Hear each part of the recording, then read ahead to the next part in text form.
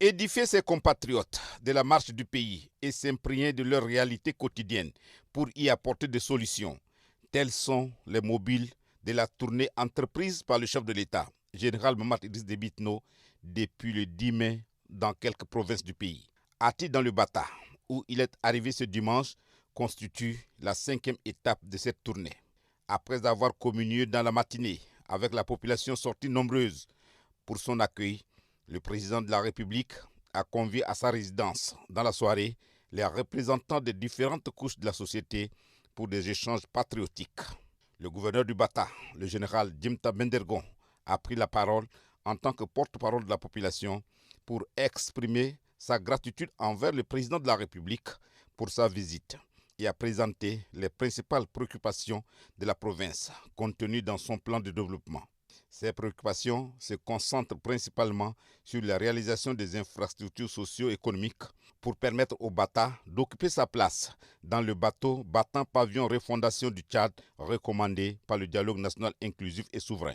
Après avoir attentivement suivi ces doléances, le chef de l'État a assuré que le Bata occupe une place importante dans le plan d'action du gouvernement de transition au regard de toutes ses potentialités. Il a énuméré les grands projets d'infrastructures socio-économiques de base en cours de réalisation, ainsi que les services sociaux censés répondre à toutes les préoccupations de la population à court et moyen terme. Il s'agit notamment de l'achèvement des travaux de construction de la route Ngoura-N'Djamena-Bilala-Ati et les 10 km de voirie urbaine à Ati qui ont connu plusieurs arrêts, les équipements de l'hôpital provincial d'Ati et plusieurs centres de santé. De même, le président de la République a annoncé que les travaux du pont de Kunjuru ont commencé et seront achevés avant la saison de pluie. Ces annonces ont suscité un grand enthousiasme parmi les participants qui ont salué l'engagement du président de la République à soutenir le développement du Bata et du Tchad. Cependant, le chef de l'État a souligné que le développement ne peut être réalisé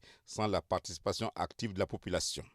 Il a exhorté les filles et fils du Bata à faire preuve de patriotisme et de citoyenneté en contribuant à l'effort collectif. Selon lui, seule une mobilisation de tous les acteurs permettra de concrétiser les projets prévus et d'assurer un avenir prospère pour la province.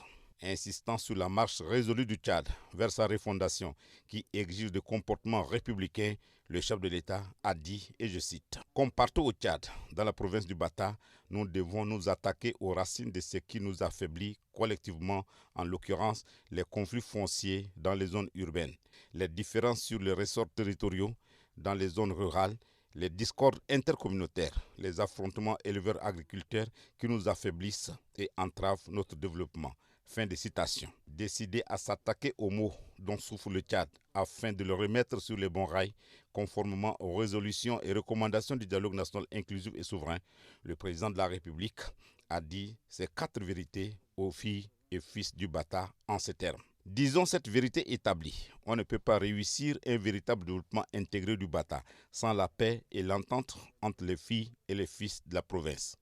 Cessez les petites luttes personnelles de leadership, car vos mésententes constituent un obstacle à l'essor de votre si belle et riche province. Fin de citation.